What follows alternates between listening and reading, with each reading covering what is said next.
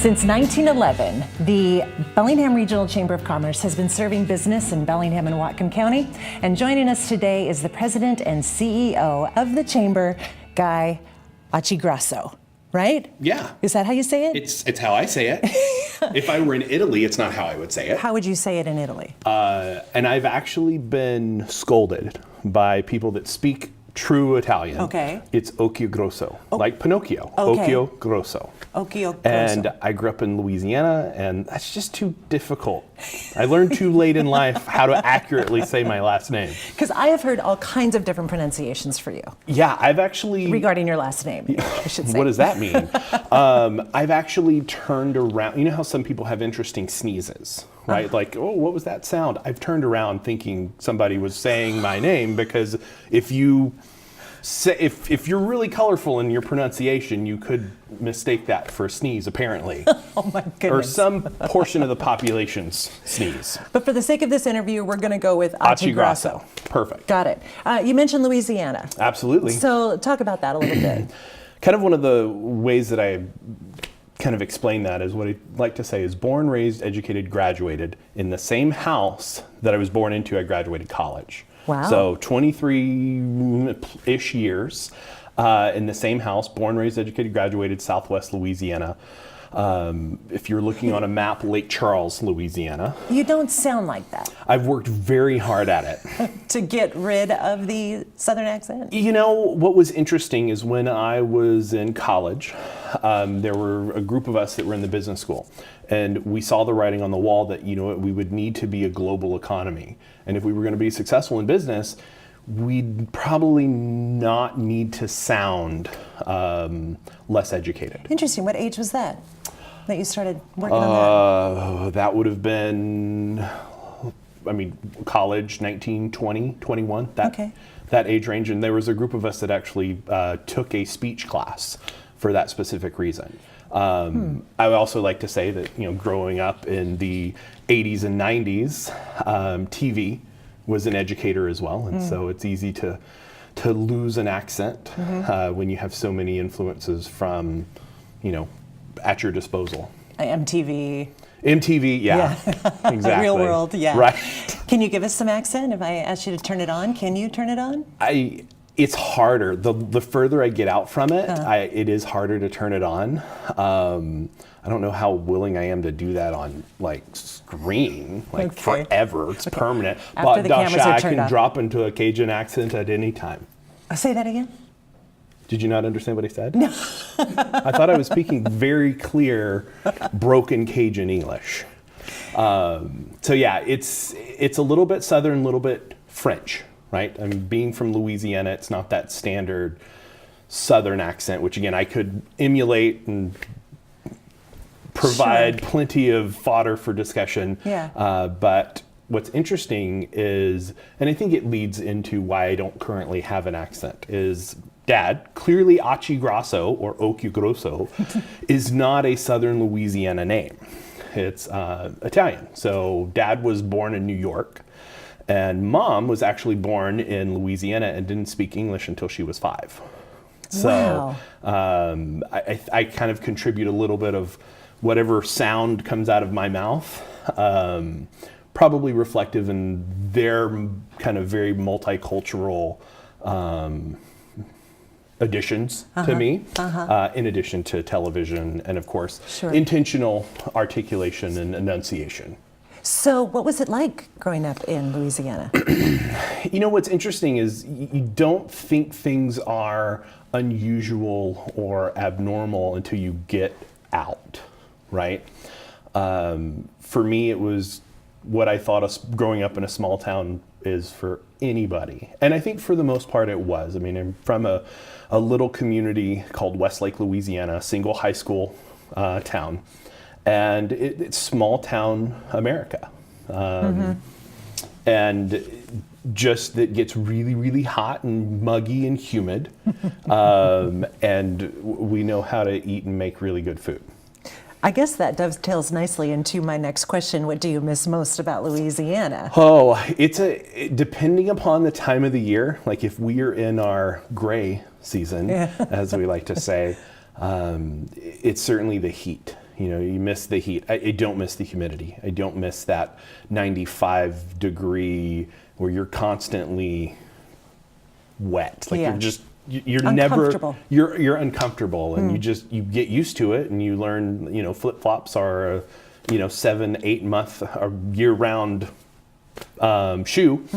But certainly the food, and it's more than just the flavors. It's the variety. It's very seafood oriented. I think we like to think that we're a seafood oriented community, being in Bellingham and the Pacific Northwest, but the variety of seafood back home is spectacular. And so that's usually one of the first stops going back is going to hit a restaurant or two. So from Louisiana to Whatcom County. Yeah. How did that happen? I followed family. I graduated college, and just as anybody that, ends and graduates high school or graduates college, it's like, what next? What's important? And for me at that point in time, I had 3 siblings and 8 nieces and nephews that lived in Bellingham and Whatcom County that I wanted to get to know. And I'm like, I have the time and the opportunity to go figure out who I am. And part of figuring out who I am was figuring out who this family was that I wanted to get to know. Which may lead to the next question, why do you have family in Bellingham, Whatcom County, being from Louisiana? Long story very short. Dad's originally from New York, moved to Westlake when he was 7. At age 17, he dropped out of high school and joined the Navy, stationed at Whigby. What I call his first wife, first life. They had 3 kids. He was in the Navy for about 5 or 6 years and was medically discharged. And right about that time, Alcoa in Talco at the time was opening up. So he got on his motorcycle, interviewed, got the job, moved the family. They were here for 10 years. And then he and my brother moved back to Louisiana when they got a divorce. I think that was the middle to late 70s. A couple of years later, met my mom. A couple of years later, I came along. 23 and a half years later, here I landed. Wow. So when you landed here, what did you do? Well, it was post-college. So literally a month and a half after graduating from college, I moved up. So that first job kind of scenario, I was at the Herald for about a year and a half, and was through the 3 different ownership groups of the Herald. And when I was the last one in, first one out, and right about that time, the executive director for the Ferndale Chamber of Commerce opened up, and I had a friend who said, you would be perfect for this job. And that, started 12 years. Of the love affair with the chamber. Yeah, absolutely. We're going to get to that in a second, but I want to ask you, so you've lived in Louisiana, now you've lived in Whatcom County for, when did you come here? I moved here in 2004. 2004, okay. What do you like most about living here in Bellingham, Whatcom County? Oh, I think it's the same thing that I think most of us would say. It's access to the mountain and the water, access to 2 amazing communities outside of our own in Seattle and Vancouver. We're the center of the universe, or at least the center of Cascadia. Right? The smaller universe. The within smaller, the bigger right, universe. exactly. Yes. Yeah. And so, I love the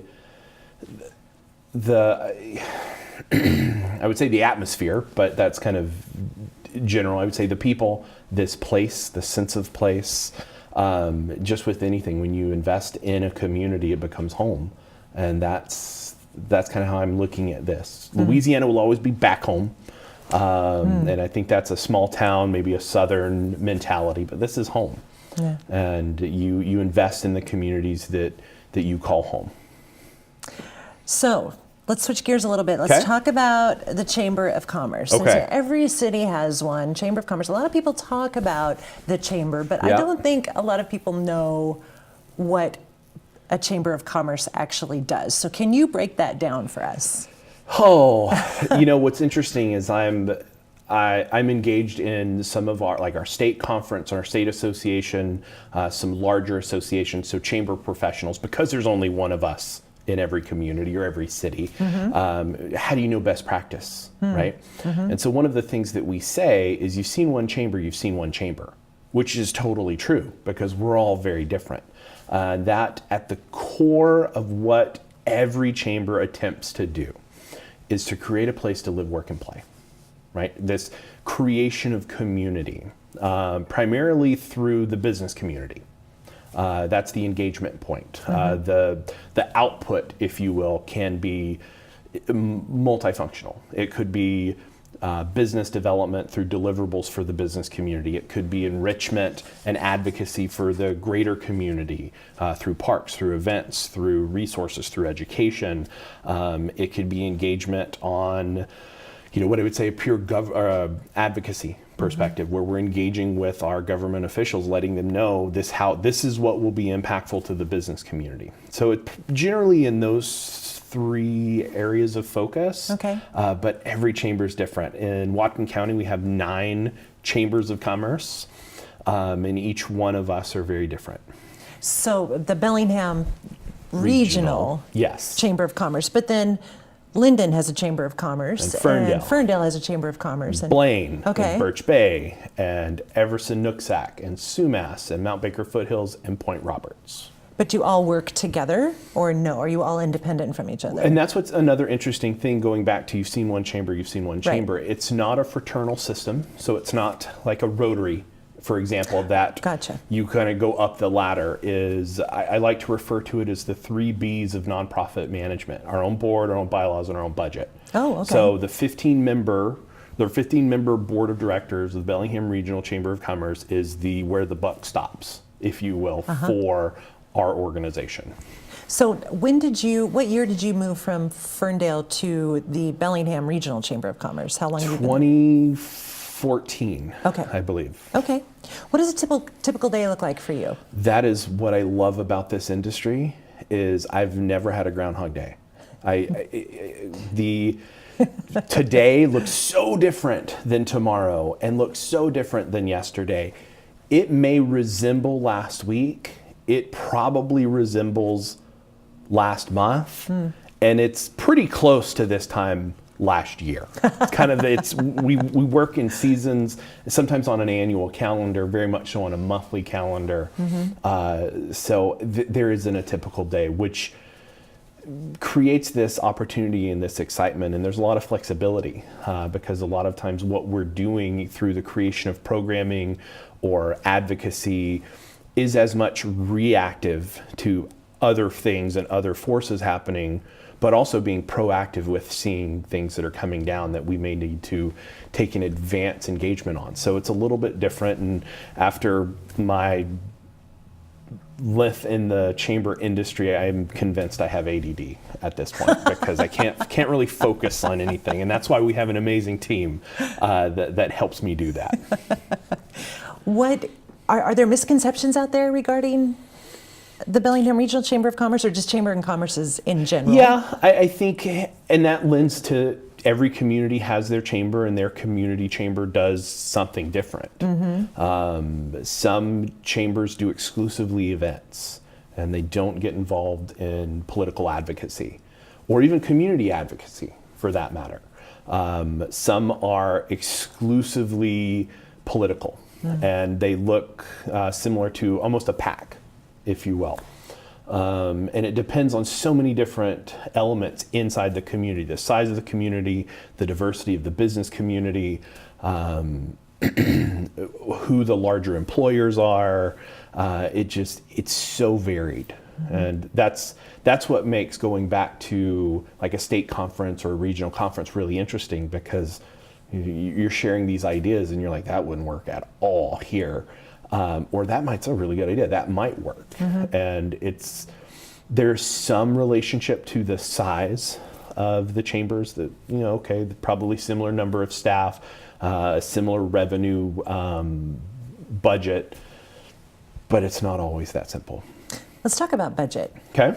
How do you guys function? So about 40 to 45% of our revenue comes from dues. So think subscription membership dues. I mean, dues are this interesting thing that I don't want to say they're going away. We look at things differently, like your Costco membership, or if you have an Amazon Prime membership. People aren't joiners anymore unless there's some direct benefit that come from that. And so that's been a really interesting shift in our industry. But currently we're about 40 to 45% membership dues, and the rest, aptly named non-due revenue, comes from other sources. And that could be event sponsorship, that could be participation in programmatic items, that could be grants if we ever were to go out and get grants. One of the largest misconceptions that the Chamber has is we're funded by government, or we're a part of the city or the county, which we're not. Going back, we are our own nonprofit. Which gives us a lot of flexibility to in some cases, or in many cases, fight for the needs and desires of the business community, with that understanding that we're here to create a place to live, work, and play. It's not serving just the business owner or the CEO or the GM. It's all inclusive. I mean, we have programs for people that are in the organization that just want to network, right? We have a young professional network called Whatcom Young Professionals. It's been around for, I think, 12 years now. Highly successful. It's one of the most successful in the country as far as we can tell, especially for the size of our community and the size of our chamber. So we're doing these programs and creating these tools to make the business community more successful, so our community is more successful. What do you see as some of the challenges of our business community? Like you're hearing a lot of the stories of the boots on the ground out there with small businesses. So what would you say is some of the challenges? I think going back to what I call the tale of two cities, right? It's this dichotomy and the diversity that we enjoy and that we hit our heads up against in this community. Without getting too political, there's some political diversity in this county that don't always get along. And what's interesting is, from a chamber perspective, is we don't pick a side. And I think that's another misconception. It's like, oh, it's just a bunch of generally assuming right-wing business owners, and that's not the identity of this organization. This organization is, I don't want to say bigger than the political spectrum, but it's just different. It's serving the community on a much more broad basis. We don't play political games, if you will. We're engaging. We want to make sure that we have great relationships with our electeds and with the staff people. I mean, we're talking city and county staff members that we have relationships with, because none of us know it all. None of us, whether you're an elected official, whether you're a city manager or even a director level, you can't have all the information. So we need to rely on each other to help inform each other. And that's one of the pivotal pieces of the chamber. And that's in any community. If you have this organization that's engaging with the broader public, funded by the business community and engaging mostly with the business community, but also having a relationship with the government. So it's almost this tripod approach to community development. And like I say, funded by the business community almost exclusively. And there's not many organizations that exist in those three realms. Right. You're the Venn diagram of those three. Maybe. Right in the middle of that, right there. So what's your elevator pitch? Say I'm a business and you want me to join the chamber. Oh, I don't think it's that simple. Yeah. I would say, as a nonprofit, if we want to get to the basic core, it's our job as a chamber is to create a healthy business community, to create a place to live, work, and play for all of us. So when you support the chamber, that's what you're supporting. Now, we have this plethora of benefits and events and programs that you can engage in. Maybe it's from the South, maybe it's the fact that I like food. I like to reference a buffet, right? And so we did kind of an internal audit of our programming and events and just tools in general. It's been about 4 years. It's fairly new when I started.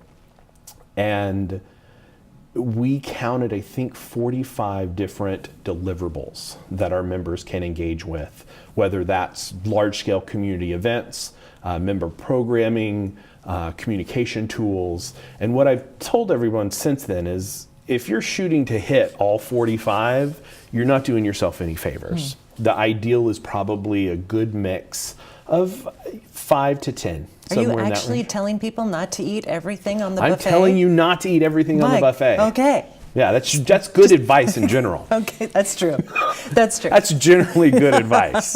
So you're telling them to be strategic with these 45 and look at your objectives as a business and figure out where you want to put your energies. If you even want to engage in that, because there's that other piece where businesses, whether you're an employee, a manager, or an owner, like generally you're busy.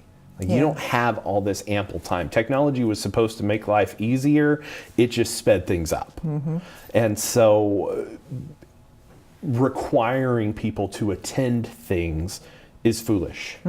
And we're working on your behalf whether or not you want to attend a networking breakfast with 140 of your closest business friends, really early in the morning once a month, or you want to attend a committee meeting or one of our large scale events. Like, you don't have to do any of that. We're still working for you anyway with that mission statement. What is the future of the Chamber? We'll see, whatever the community needs. I would say right now some of the things that we're looking as much as we can kind of forecast into the future of the needs of the business community. We have some things that we have to solve in today's world. And I don't think they're going to go away anytime soon, but we've got to do a much better job. And housing is one that we're engaged with on a regular basis to make sure that we have not only available housing, but affordable housing. And the strategy for each of those are a little different. So we need both. The other one that we actually took a kind of an advanced perspective on an initiative is childcare. We are, again, very similar to housing. Childcare right now is unavailable in the county. I think it's a 3-year wait list in some instances. Wow.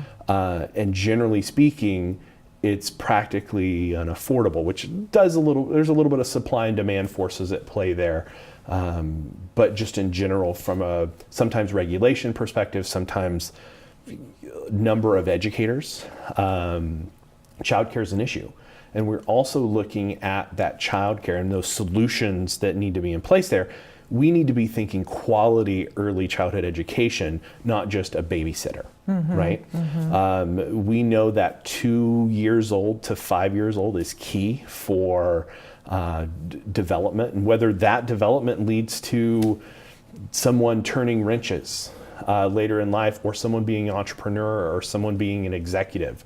I think we're missing the boat a little bit in that early that early age education, and so that's something that we're looking at really through the immediate pain point of we need childcare solutions for now for our workforce, but let's do it the right way, engage some education components to it, so we can set our future community members and our future employees up for success. Those two things, housing and childcare, is that something that you see in other regions as well when you go to these conferences and talk about challenges? I would say it depends on the area of the country, but generally speaking, yes. With housing specifically, and this is kind of why I separate available housing from affordable housing. We live on the West Coast. Both coasts right now have an affordability problem. It's expensive to live on either coast. The availability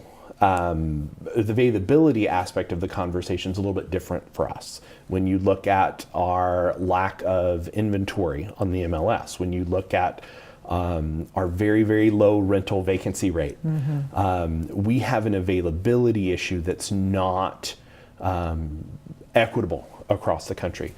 From a childcare perspective, I think that's a very multifaceted conversation, and I think it depends. We're not exclusive in that, especially when you're looking at childhood education. So the education component of that workforce dilemma of not having enough childcare. So where do you go to work, or do you stay home and watch your kid? Well, if you don't have anywhere to go, what do you do? There are many places around the country that are engaging in that the education side. And kind of one of the things we mentioned earlier are the tiers. Even though we aren't structurally connected to AWB, which is our state chamber, or the U.S. chamber, we are namesakes. So just as we're partners with, AWB, or to some degree the U.S. Chamber, we're also partners with Sustainable Connections and the Downtown Bellingham Partnership, and all of these entities that are serving different areas. And the U.S. Chamber actually has a big push right now, and has for a number of years, for quality childhood education. And so we're certainly not alone in that. What are you most proud of? Oh, that's a tough question. What am I most proud of?